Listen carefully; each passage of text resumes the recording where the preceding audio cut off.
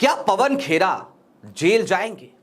जी हां, अगर शाह साहब के लाडले यानी कि हिमंता बिस्वा शर्मा की बात को मान लें तो फिर तो लगता है कि वो पवन खेरा को जेल भेज देंगे, ठीक उसी स्टाइल में जैसे किसी जमाने में अमित शाह साहब कहा करते थे, अजीत दादा चक्की पीसिंग पीसिंग एंड पीसिंग। अब अजीत दादा इसलिए कह रहा हूं क्योंकि उन्होंने नाम अजीत दादा का लिया था, इसके लिए क्षमा चाहता हूं। अजीत पवार आज हमारे बीच में नहीं है। लेकिन दोस्तों, जो आरोप हिमंता बिस्वा शर्मा पर पवन खेरा ने लगाए और उसके बाद जिस तरीके की बौखलाहट हिमंता बिस्वा शर्मा के अंदर दिखाई देती है, आज उस बात का विश्लेषण करने की जरूरत आन पड़ी है ताकि हम समझ सकें कि वो भारतीय जनता पार्टी और भारतीय जनता पार्टी के तमाम वो नेता जो कभी भी उनके ऊपर किसी भी तरीके का आरोप मढ़ दिया जाए वो कहते थे ना जी ना, ये आरोप बेसलेस हैं। वो बाकायदा फैक्ट चेक कर रहे हैं, लेकिन उनके फैक्ट चेक में भी बहुत सारे लूप होल्स पकड़ में आ रहे हैं। यहां तक कि कांग्रेस के भीतर बैठे कुछ गद्दारों की भी मिली भगत नजर आने लगी है। सारी बातें जरा विस्तार से करेंगे।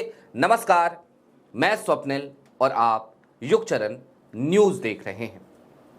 दोस्तों, आगे बढ़ें उससे पहले वही छोटी सी अपील, युगचरण पे अगर आप पहली बार आए हैं तो यहां आपकी और हमारी मुलाकातों का सिलसिला लगातार जारी रहता है, लिहाजा इस चैनल को सब्सक्राइब करते हुए जरूर जाइएगा। अब आगे बढ़ते हैं और जरा याद करते हैं कि शुरुआत हुई कहां से थी। तो आज से लगभग 48 घंटे पहले दिल्ली में, देश की राजधानी, देश के दिल दिल्ली में एक प्रेस कॉन्फ्रेंस होती है। इस प्रेस कॉन्फ्रेंस को संबोधित करते हैं राहुल गांधी के करीबी नेता माने जाने वाले पवन खेरा, और पवन खेरा इस बार एक बड़ा बम फोड़ देते हैं। वो बहुत सारे दस्तावेज लेकर आते हैं और बताते हैं कि देखिए, हिमंता बिस्वा शर्मा की ये कारगुजारियां हैं।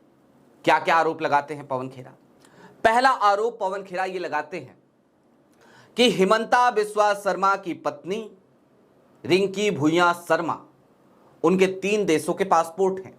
2 देशों के पासपोर्ट हैं, एक देश का गोल्डन वीजा है इज इक्वल टू पासपोर्ट। इसके साथ ही साथ वो ये भी कहते हैं कि जो हिमंता बिस्वा शर्मा बार बार इस देश में और खास तौर पे अपने प्रदेश असम में या इस देश में जहां कहीं भी चुनाव होता है वो स्टार प्रचारक के तौर पे जाते हैं, वहां पर मसलन झारखंड याद कर लीजिए, तो वो हिंदू बनाम मुस्लिम की राजनीति करते हैं, मुस्लिमों को टारगेट करते हैं। उनकी पत्नी खुद ना सिर्फ पासपोर्ट रखती हैं विदेशी मुल्कों का, मुस्लिम मुल्कों का, बल्कि इसके साथ ही साथ पवन खेरा के एलिगेशन ये भी होते हैं कि भाई इनकी प्रॉपर्टीज भी हैं दुबई में। इसके बाद दूसरा आरोप पवन खेरा लगाते हैं कि भाई हिमंता बिस्वा शर्मा ने व्योमिंग में, यानी कि एक ऐसी जगह जैसे आप टैक्स हेवन कह सकते हैं, वहां पर इन्होंने कंपनी खोली है और बकायदा वो एक अमाउंट का जिक्र करते हैं जो भारतीय रुपयों में 52,000 करोड़ होता है। इसके साथ ही साथ पवन खेरा का तीसरा आरोप होता है कि असम की जनता को लूटकर इस तरीके के कुकृत्य कर रहे हैं हिमंता बिस्वा शर्मा। अब पवन खेरा तो ये आरोप लगाते हैं पीसी करके, पहले दिल्ली में करते हैं, फिर वो असम के गुवाहाटी पहुंचते हैं, वहां पर भी वो प्रेस कॉन्फ्रेंस करते हैं और उस प्रेस कॉन्फ्रेंस के दरमियान हमें गौरव गोगोई नजर आते हैं, हमें भूपेश बघेल भी नजर आते हैं और ये सभी लोग बैठ करके एक पीसी को संबोधित करते हैं। इसके बाद हिमंता बिस्वा शर्मा क्या करते हैं? हिमंता बिस्वा शर्मा बौखला जाते हैं, उनकी भाषा बदल जाती है, वो अंट संट बोलने लगते हैं। हालांकि उनसे भाषाई मर्यादा की कोई उम्मीद हमें है भी नहीं। एक ऐसा मुख्यमंत्री जो खुल करके मीडिया के कैमरों के सामने ये कह दिया करता हो कि भाई अगर कोई मुसलमान आपसे 5 रुपए मांगे तो उसको 4 रुपए दो, उसको परेशान करो, तो भला उस मुख्यमंत्री से हमें क्या उम्मीद हो सकती है भाषाई मर्यादा की। लेकिन गंगा में बहुत पानी बह चुका है। हेमंता बिस्वा शर्मा अब तक ना जाने क्या क्या कह चुके हैं। पवन खेरा को जेल भेजेंगे, पवन खेरा का अंतिम समय जेल में कटेगा, पवन खेरा पागल है, राहुल गांधी पागल है, पवन खेरा उनसे ज्यादा पागल है, और उसके बाद तो पवन खेरा को पेड़ा बना देंगे, पवन खेरा को पेड़ डांट गा, समझ जाइए आप, बीच में लौ है, लौ पे ऊ की मात्रा है, ऊपर बिंदी है। तो इस तरीके की भाषा का इस्तेमाल हेमंता तब से कर रहे हैं।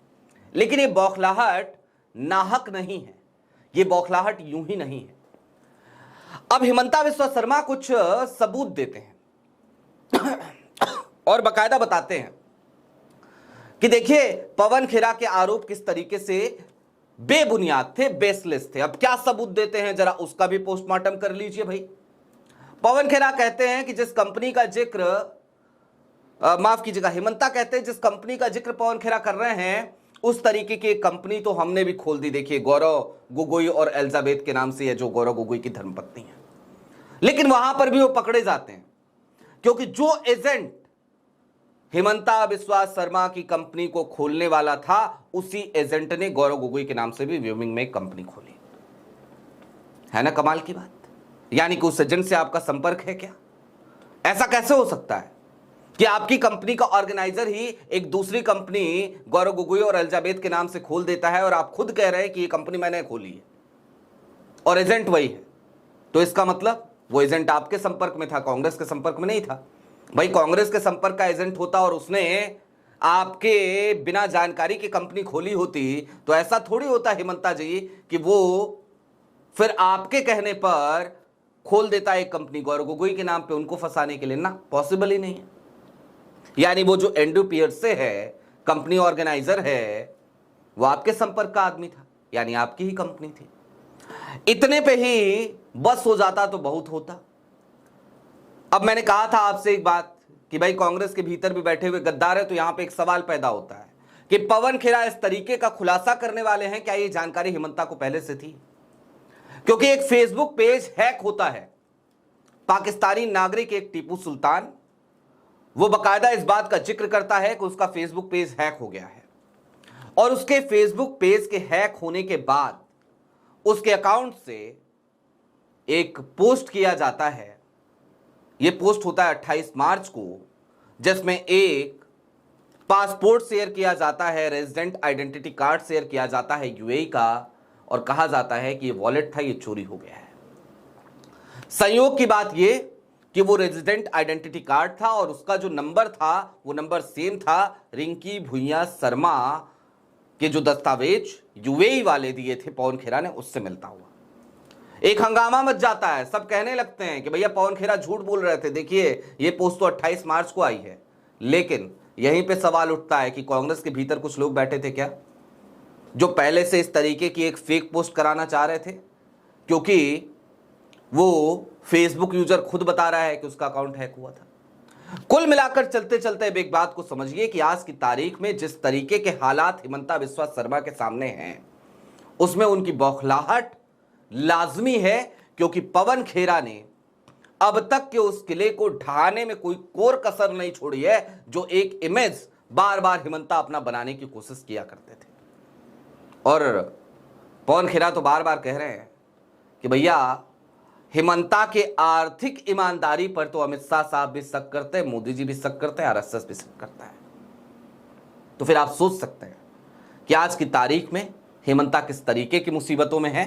फिर भले ही वो ये कहते रहे कि पवन खेरा को जेल भेज देंगे, लेकिन जब दस्तावेज पवन खेरा सामने रख रहे हैं तो फिर जेल भेजना तो बहुत दूर की बात है।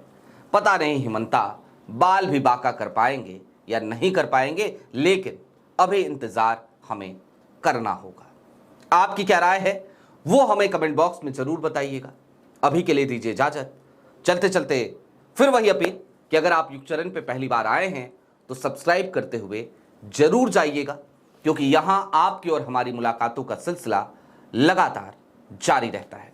बहुत शुक्रिया।